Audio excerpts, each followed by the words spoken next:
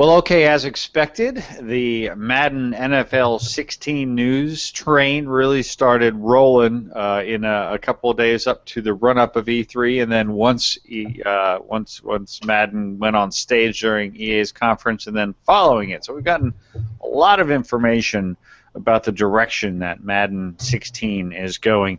What I'm referring to, or specifically, there's an offensive updates blog, there's a defensive updates blog, and then there's also a blog about the penalties and other sorts of artificial intelligence. So a lot of stuff to dive into. We're not going to go item by item, detail by detail.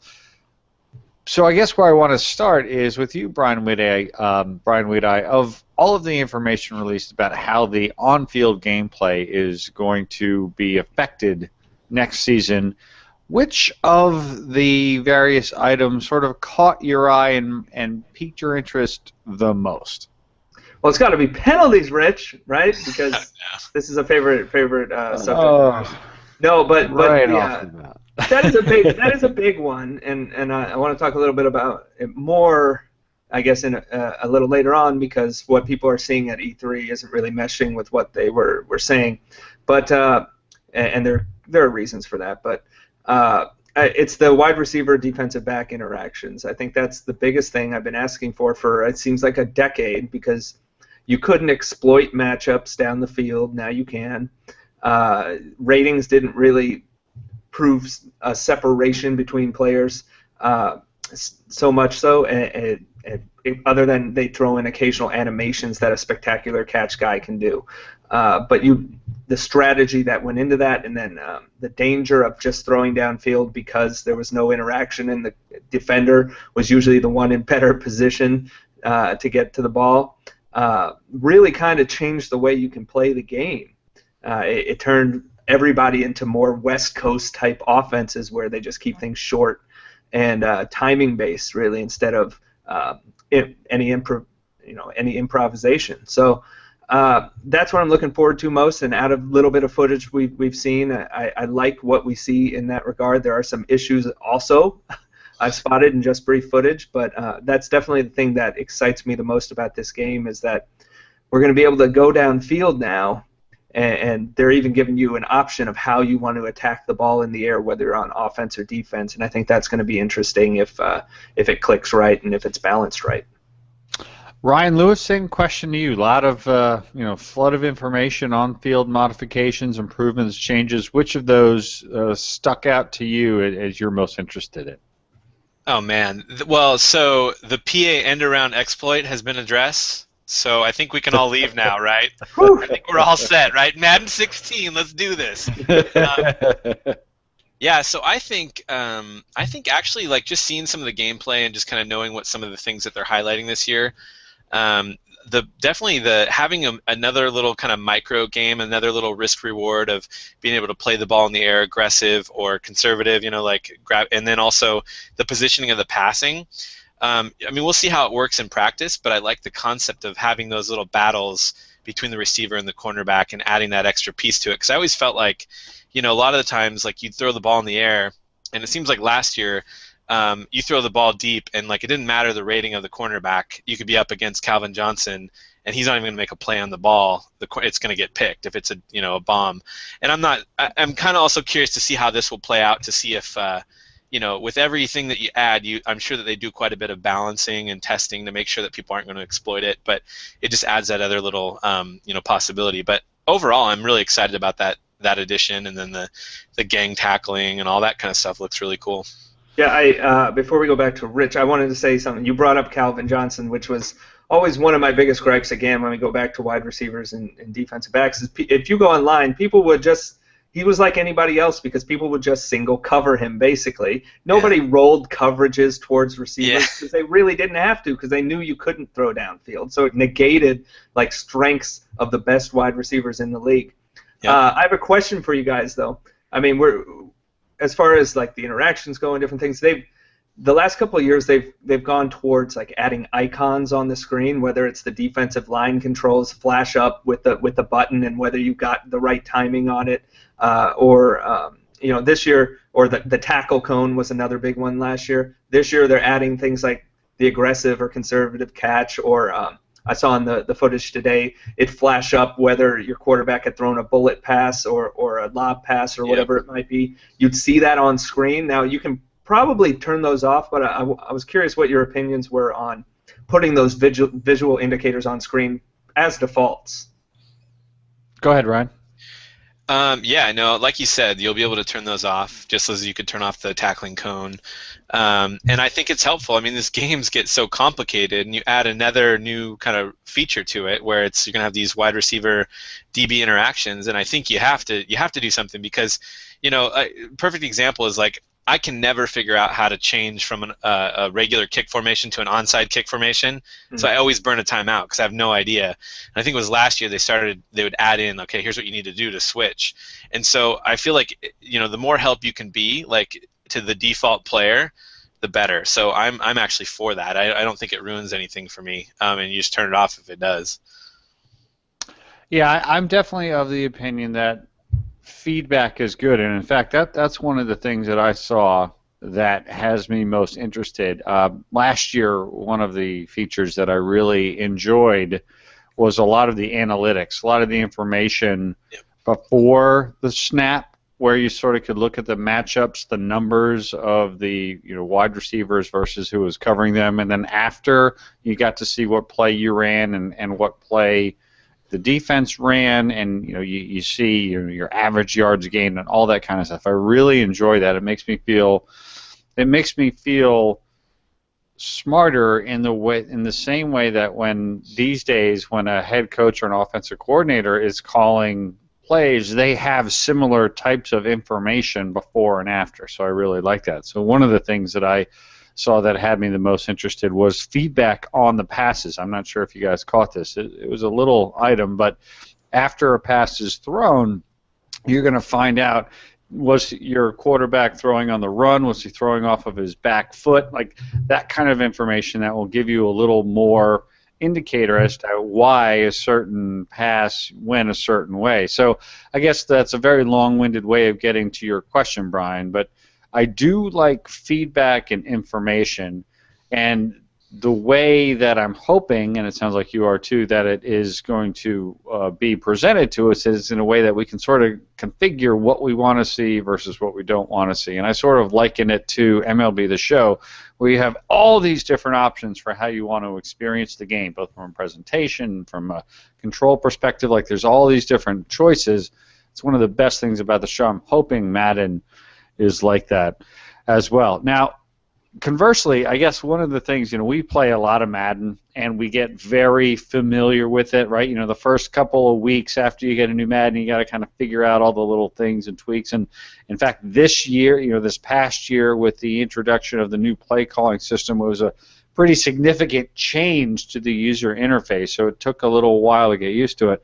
One of the things that has me the most concerned isn't the right word, but the most is the passing, where you get to choose the type of pass that you want to make. If you're the receiver, you can choose to have a yards after the catch type of pass, a possession catch, or an aggressive catch. There's not a lot of time between when you throw the ball and when you catch the ball. I'm a little concerned about how that's all going to be implemented, and even more so how that's going to be fun, and how it's going to influence the play. Brian, I'm curious your thoughts on that aspect of this as well. Well, that was actually one of the points I was going to make about all of the on-screen indicators. Is that a lot of them? I mean, last year the tackle cone was pointless. I mean, was there ever a situation where you saw it come up on screen, and then you had time to think that you were in range to make a certain type of tackle? It never happened. I mean, I'd see it flash, and I was already in the process of making a decision. It didn't alter decisions. Now, on like a deep bomb, you're going to have time now to say, okay, what type of catch do I want to do? I really want to go up and high point this ball, or do I want to position differently? You have a little more time to do that, but there's so much that happens just instantaneously, and it has to be just second nature to you that, regardless of something showing up on screen, just even beforehand what type of catch you want to make based on the route that's being run or based on the coverage you're seeing. So I'm not sure how much good this actually ends up doing. Like Rich, you said it'll tell you, if you threw off your back foot or something. That's good post-play information. But, during the plays, I'm not sure this really does a whole lot of good for that many people. Yeah, Ryan, I mean, you're just like us. You spend a lot of time playing Madden. You sort of get in a groove. You understand how to do certain things, what certain play calls will do when you throw the ball, during a route, how it's going to, potentially allow for yards after the catch or for possession. What is all this wide receiver, catching and, angled throwing and all that? Do you feel that's going to have a significant impact to the game? Are you concerned about that, or do you think it might actually be not as impactful as we might be thinking it is? Yeah, I mean, I think probably what you're saying, there's probably some truth to the impact of it as far as, like, maybe it's not that significant, but there's probably some default action, like one of those catches he probably just does without you even pressing anything, which is probably going to be the most conservative option.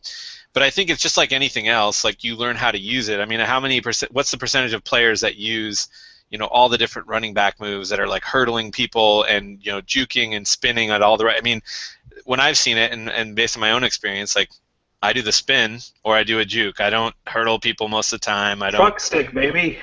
Truck stick, yeah. I mean, you stiff arm, all that kind of stuff. But I think in general, your average player is like, whatever the default kind of thing is. And so I think it'll be good in some cases. Like it looks like I saw in some of the gameplay today, there's this really cool catch that, like, basically they went up and it was an aggressive catch. And I think if you would have done the conservative catch in that instance, it probably wouldn't have turned out the same way, and it was like a pretty cool animation after it was done. So I don't know. I think there's going to be a default, and I think people will figure it out. But like you're saying, those buttons, it's probably after a little while, it's just going to be like, okay, I already know what I'm doing. So The catch you're probably referring to, by the way, just to get on Rich's nerves, it looks like he pushes off on the cornerback. Is it the one, like, kind of, it's on, like, the left sideline? I think it's Jordy Nelson, and he rolls back. Yeah, that one's pretty awesome. So we'll throw that up while we're talking here during this to show people, but this will tick Rich off because it looks like he pushes off. There's no flag thrown, but the defender, after the play's over, he's looking calling for the flag. Yeah, that's pretty cool. Hey, that happens in real life. Oh yeah, absolutely. I mean that adds to the realism, I think. But I mean there's also an issue with that play in that I don't think Jordy Nelson ever gets touched and the play ends anyway. Just like another legacy thing we see creep back in. But yeah, I mean that was a great catch, and there's another one I'll throw up during this that I had pulled out, and they look really good. And I think it's probably on a fairly low difficulty setting at E3 that we're seeing most of the footage come out. Plus, I suspect that they've turned penalties down for this because, I mean, look, as much as we want penalties, one place I would say you don't need penalties is at E3 when you have like 100 people around you and it's 200 degrees and you have like 10 minutes to play. Nobody wants to walk up to the station, get ready, and get called for penalties left and right. Holding like on every run, yeah. Yeah, so basically everyone at E3 is Rich Grisham. They don't want penalties called at all, and EA's gonna, they're gonna give them that experience there, so the bad word of mouth doesn't start that Rich would start in that situation, and see how it goes. So let me see if I understand it, Brian. When people are around, you don't want penalties, but when you're by yourself in your house, that's when you want penalties. That's when it's acceptable for a bunch of random penalties to happen. Yes. First of all, they're not random, but second, no, those people there have like 5 minutes to play. Rich, we're playing with like 10-minute quarters. It's sitting at home in a comfortable. They want to just see what the game is like. We're not. It's a big difference, and this, yet you're challenging me on it. I will say, even though I remain steadfast in my distinct minority view that more penalties equals less fun, in reading about how they are going to be making penalties happen, they're going to assign each player sort of a value. Higher penalized players in the real NFL will have a higher occurrence for penalties versus those that do not. But on the other hand, I just still think this is a recipe for some unhappy people. But we shall see. There's also the sliders, which they say will work. So Yeah, even but in an online franchise, you could jack that up or lower it and get it to whatever people settle oh, on. and I know you maniacs in our league are going to All the have way up, baby. way up. I know Real, that. Trust me. NFL numbers, real percentages. Yeah. We're gonna get a call on 8% of every snap, Rich. Illegal formations. You're like, what? Oh, He goes to play. Like, I don't. yeah. All I did was Yes. call a play, and I got a penalty. Come on. All right. Why did my coach get an unsportsmanlike conduct? Yeah. He was yelling at the refs. Yeah, Well, that was the okay. Connect feature that they added. Yeah, there you go. I don't have the opportunity to throw a baseball at your head twice in a row like I do in MLB The Show. Rich Grisham, I finally got him to lose his temper. I beat him in the playoffs in MLB The Show, and he lost it in the 9th inning. He went after me. You deserved it. All right.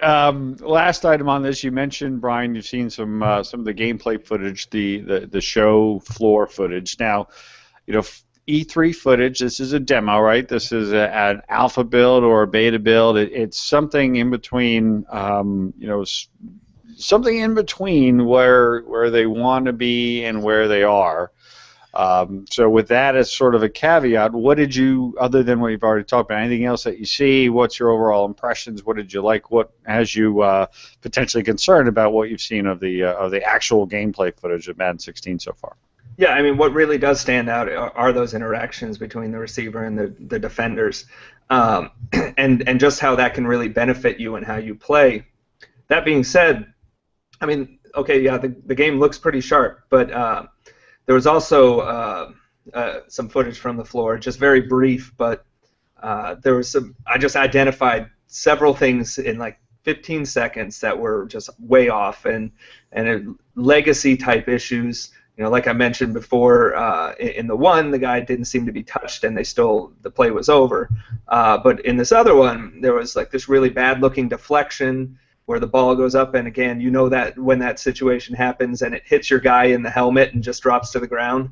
So there was that. Ryan Tannehill threw the pass. That was the last pass of the game. It was basically a Hail Mary. It goes incomplete, and then it cuts to the sideline where Joe Philbin is standing there, looking just, no expression on his face, and there's Ryan Tannehill standing behind him on the sideline, right? Again, just like last year. And then they added this post-game graphic where players run off, they're like running off the field. The augmented reality. Yeah, it looks cool, but my first thought was that they don't do that on actual broadcasts, and players don't run off the field like that. There's always like 100 other people on the field at the same time. So it's just little things that kind of pull you back out after you start to see these really flashy looking neat animations and stuff, and get excited about that. One other thing I have to point out is and this was really cool, was the cameraman in the end zone. So I believe it was Joe Horn in the touchdown pass. Goes to the ground. He's got the touchdown. Gets up. The cameraman walks over to him, with his camera right up to him, and follows him. I mean, and in the past, the cameramen have been just standing on the sidelines, usually looking anywhere but at the action. So I just thought it was wearing shorts in a snowstorm. Yes, there's that too. So, and that I believe they fixed that for this year. So, just cool little touch, but it just goes to show when I saw that. Actually, I didn't even see it the first time. Someone on Twitter pointed it out to me. But when there's just little things like that, can make really a big difference. I saw that and I was like, oh, I have to point this out because this is pretty neat to see. Yep, I agree. It's interesting too because as the game continues to get more and more evolved, as they're able to put more and more things in that they want to do, the legacy issues I think stand out more, right? As different things improve, the little things really become even more apparent. So very interesting challenge they have. Ryan Lewis, your final thoughts on Madden? The E3 performance and the Connect. The draft. What is it? Draft champions, right? The footage. Any sort of wrap up on what you've seen and what you like and what your Let me take the Ryan Lewis temperature of Madden NFL 16 at E3. Yeah, it's always interesting to see what people expect out of E3 for Madden or for any game. some people are never gonna, they would have to blow them away with some kind of new feature or just this crazy thing in order for them to get back on board. But for me, like, the legacy feature that I didn't see too much of was like the weird warping animations and confused looking players after, like, the kind of Infinity Engine, like wrap ups. I'm sure you'll still see a little bit of that, but I didn't see a ton of that after the plays. Either the camera cut away or, so that's always what annoyed me. But in general, I'm happy with what they did as far as gameplay goes. I like the improvements I've seen as far as CFM goes, and I have to say that I'm very excited about this Draft Champions mode. I don't think I don't see right through you, EA. You're trying to get people on MU. This is a gateway drug to play in MUT. Like, it's exactly what it is, because you get these players, you get a pick from 3 things, and you're like, oh man, like, I wish I could pick more of these. Oh wait, and with MUT, like, I can get whole packs and like hawk my car and like go buy, like, the Deion Sanders Super Duper Deluxe Gold package card, like, because he's 99 and everything. It's like, no, I mean, but no, I mean, honestly though, like, I think this is a really cool, like, I think it's a really cool idea. It was probably, it can be expanded on. I think, when you pick from 3 players, it's kind of a cool little strategy. But I think it would be really cool if, like, you could have a little bit more robust draft with actual, friends and take it from there. But in general, I like the idea, and I think a lot of people will like it. I have one more thing to say, Rich. Sure. Go for it. I'm going to kick somebody. It's not going to be my dogs. I'm going to kick somebody if they still have that post-play scene where after you kick an extra point or a field goal, you watch your backup quarterback walking off the field like he did something. He held the ball. No broadcast puts the holder on the screen Tony for Romo. 10 seconds after a kick. Come on, EA. Yeah. Tony Romo, Seattle playoffs. I can think of at least one time. In Madden, well, yes, but that's something went wrong. Nothing goes wrong at extra points or field goals in Madden. But he wouldn't have even been in there because by default they put your backup quarterback holding it. Well, you know why you're not going to have to kick anybody, Brian Weedeye? Because I'm going for 2 every time. Because everybody is going for 2 every time because of that whole thing. But that's a story and a conversation for another day. All right, so that is the Madden 16 E3 2015 official Hit the Pass wrap up. Thanks, everybody.